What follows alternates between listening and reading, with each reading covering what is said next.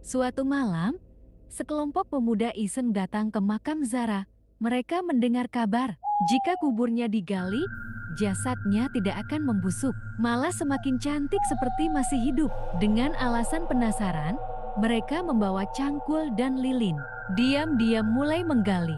Semakin dalam digali, angin makin kencang, lilin padam satu persatu. Suara tangisan perempuan samar terdengar dari bawah tanah. Salah satu dari mereka melihat bayangan putih duduk di atas nisan, menunduk, rambut panjang terurai. Saat peti terbuka, ternyata jasad Zara masih utuh, tapi matanya perlahan terbuka menatap mereka. Senyum samar muncul, lalu bibirnya berbisik, "Kenapa kalian bangunkan aku? Aku belum selesai menuntut dendam." Sejak malam itu, pemuda yang ikut menggali satu persatu mengalami hal aneh, dihantui mimpi Zara, sakit mendadak, bahkan hilang tanpa jejak. Warga desa percaya, siapapun yang mengganggu kubur Zara akan menjadi tumbal dendamnya. Kuburan itu akhirnya disemen dan ditutup permanen. Tapi suara tangisan masih sering terdengar tiap malam Jumat Kliwon. Malam itu, langit di desa Sunyaraga mendung tebal. Angin dingin menyapu pohon-pohon bambu, menimbulkan suara bergemiricik menyerupai bisikan. Di ujung desa, ada sebuah makam yang tak pernah sepi dari pembicaraan warga. Kuburan Zara Kerina. Zara adalah gadis remaja yang meninggal mendadak 3 bulan lalu. Usianya baru 13 tahun. Banyak yang bilang ia anak baik, pendiam, selalu menjaga aurat, dan pandai mengaji. Namun kematiannya penuh misteri. Tubuhnya ditemukan tak bernyawa di kamar asrama, tanpa ada tanda kekerasan.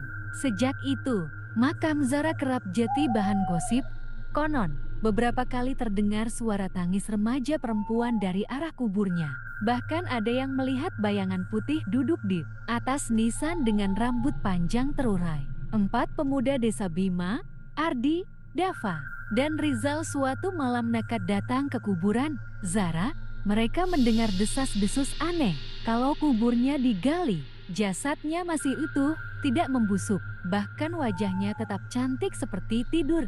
Dengan niat bercampur rasa penasaran, mereka membawa cangkul, lilin, dan rokok. "Udahlah, kalau benar mayatnya masih utuh, kita bakal viral kalau rekam," kata Rizal sambil tertawa kecil. Bima yang paling penakut sempat ragu, tapi akhirnya ikut karena takut ditinggal. Tengah malam, tepat pukul 12, mereka mulai menggali. Awalnya hanya suara tanah yang disekop, tapi perlahan, suasana jadi aneh. Lilin berkedip-kedip lalu mati tertiup angin dari kejauhan. Terdengar suara seperti perempuan sedang mendengung ayat-ayat Al-Quran. Ardi berhenti, keringat dingin membasahi wajahnya. Kalian dengar gak? Ada yang ngaji. Tapi ini kan tengah malam, tidak ada orang lain di area kuburan itu. Setelah tanah tergali cukup dalam, mereka menemukan peti kayu. Bau anyir bercampur bunga Kamboja langsung menyeruak. Dengan tangan gemetar, Rizal mencongkal peti itu. Perlahan, tutup peti terbuka, dan di dalamnya jasad Zara masih utuh.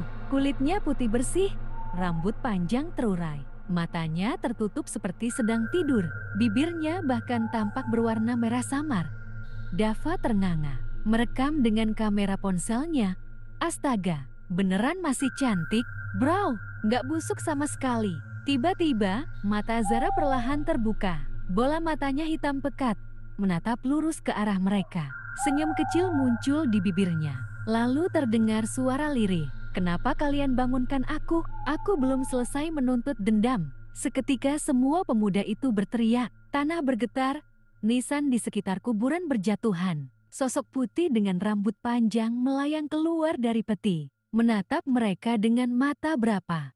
Satu persatu pemuda itu mulai dihantui. Malam pertama, Rizal mendengar ketukan di jendela kamarnya. Dan ketika dibuka, wajah Zara menempel di kaca, tersenyum menyeramkan.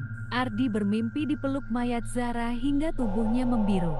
Bima sakit keras tanpa sebab, tubuhnya penuh Dava yang sempat merekam video, hilang tanpa jejak, yang tertinggal hanya ponselnya.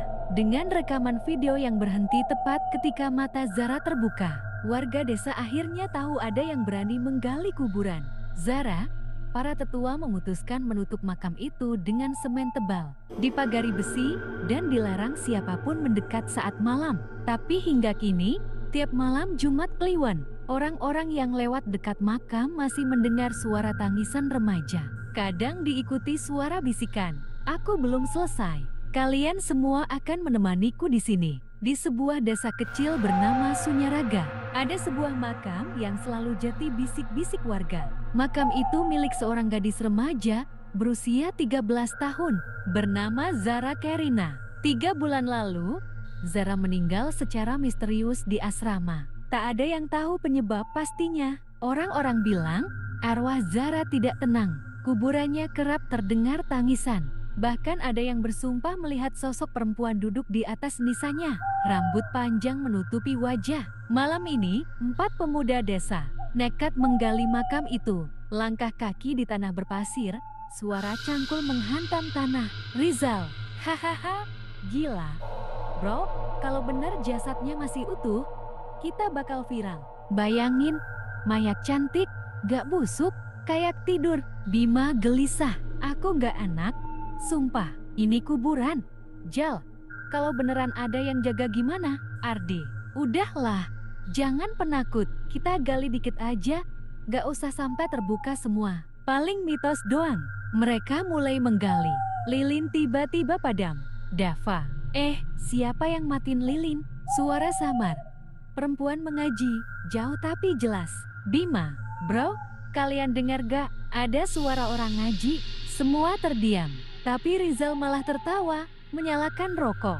"Santai aja, hantu kan gak bisa ngaji. Itu paling orang lewat." Kayu berderit, engsel karatan. Setelah tanah cukup dalam, cangkul mereka mengenai sesuatu. Itu adalah peti kayu. Bau anyir bercampur bunga kamboja menyeruak. Dengan tangan gemetar, Rizal mencongkal tutupnya.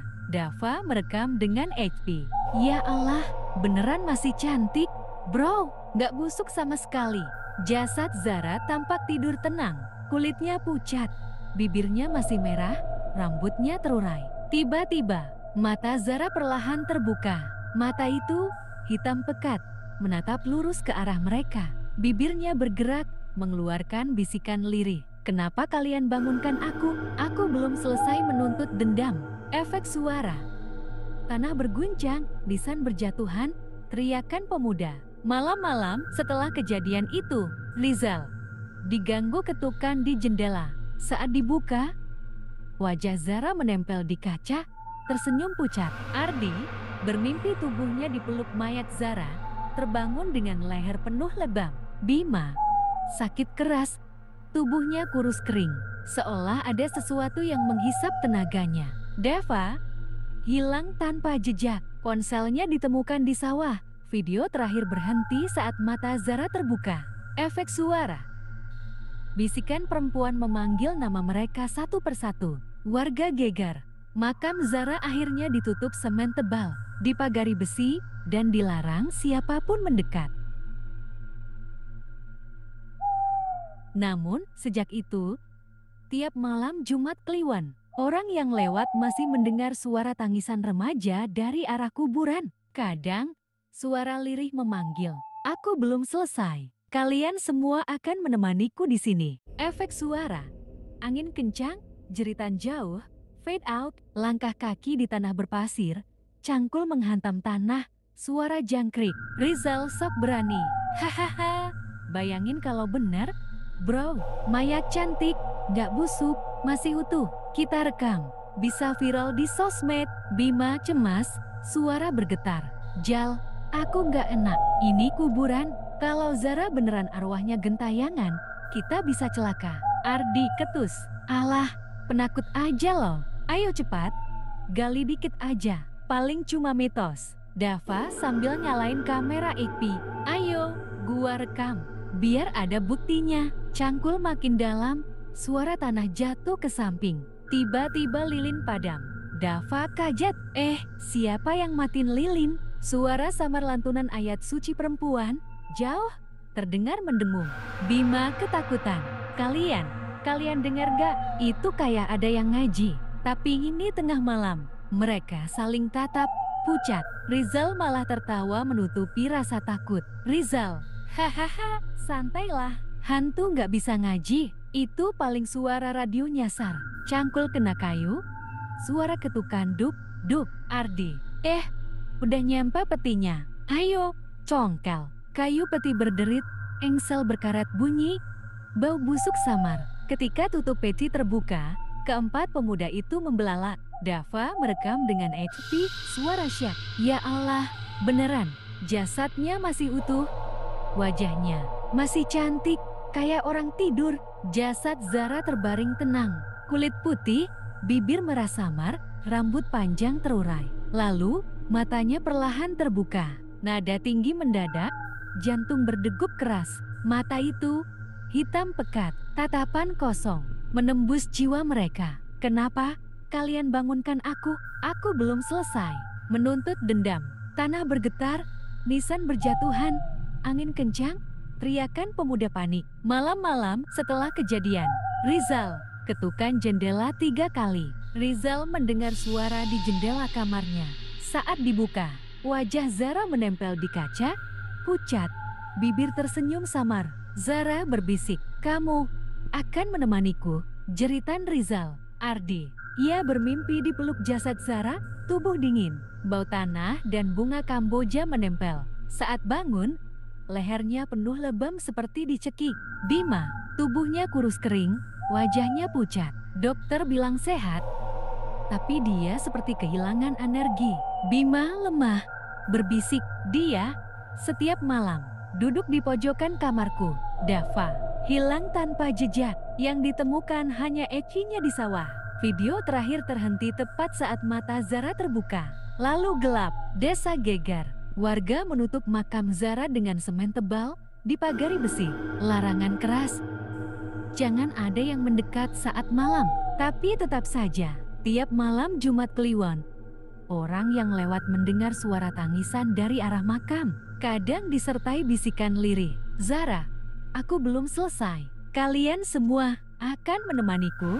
Malam di desa Sunyaraga selalu terasa dingin, terutama jika melewati jalan setapak menuju pemakaman tua.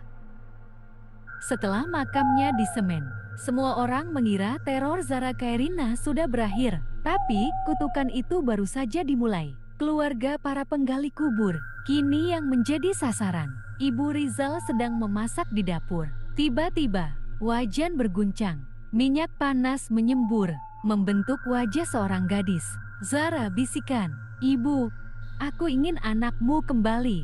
Jeritan, minyak tumpah, api menyala. Adik kecil Ardi, umur 7 tahun, sering bicara sendiri. Ketika ditanya dengan siapa, ia menunjuk kursi kosong. Adik polos sambil tertawa. "Ini kakak Zara, cantik kok. Dia suka main sama aku tiap malam." Ardi langsung pucat karena ia tahu adiknya menyebut nama yang seharusnya sudah mati. Warga geger. Ada sosok remaja perempuan berkebaya putih berjalan di jalan desa. Rambut panjang, wajah pucat, mata hitam. Ia berhenti tepat di bawah lampu jalan. Cahaya remang membuat tubuhnya tampak transparan. Warga satu gemetar. Itu kan Zara Kairina. Astaga, dia hidup lagi. Para tetua desa memanggil seorang ustaz sekaligus paranormal. Mereka mencoba menutup kutukan dengan ritual. Doa keras, bacaan ayat, suara gamelan mistis bercampur angin. Tapi mendadak, suara Zara menyahut, bergema dari segala arah. Zara seram, menjerit, "Kalian tidak bisa usir aku. Aku masih di sini karena aku dibunuh. Aku haus darah." Di tengah ritual, tersingkap kebenaran. Ternyata Zara Kairina bukan meninggal wajar. Ia mati karena diracun teman sekamarnya di asrama. Rasa iri, dendam, dan kebencian membuat Zara tak bisa tenang dalam kubur. Ia kembali menuntut keadilan. Suara tangisan perempuan bergema, berubah jati jeritan. Dan kini, dendam itu melebar. Bukan hanya pada pembunuhnya, tapi siapapun yang berani mengganggu tidurnya di dalam tanah. Semakin lama, teror Zara semakin kuat. Sampai hari ini, banyak warga desa mengaku masih melihatnya duduk di atas nisan, rambut terurai, sambil menatap ke arah rumah orang-orang yang pernah menggali makamnya. Setelah ritual gagal, Zara Kairina tidak lagi menampakkan diri di jalan desa. Semua orang lega, mengira teror sudah berakhir, tapi mereka salah besar. Kini, Zara memilih jalan lain, masuk ke dalam mimpi. Rizal tertidur di kamarnya. Dalam mimpinya, ia berada di sebuah lorong panjang, gelap, dengan bau tanah basah. Dari kejauhan, ia melihat sosok Zara berjalan pelan, wajah pucat, mata hitam, mengenakan seragam putih abu-abu penuh tanah. Zara lirih, "Kenapa kau bangunkan aku, Rizal? Kini aku bangunkan kau selamanya." Suara tanah longsor, tangan keluar dari dinding tanah, menarik Rizal. Rizal menjerit dalam tidur. Esok pagi, ia ditemukan meninggal dengan wajah penuh tanah. Bukan hanya Rizal, hampir semua warga desa mulai bermimpi sama. Dalam mimpi itu, mereka berada di pemakaman. Semua nisan hilang, yang tersisa hanya satu, kuburan Zara Kairina. Dari dalam tanah, suaranya memanggil. Zara bergema, "Seram, masuklah ke dalam, temani aku. Di bawah sini hangat, penuh kegelapan."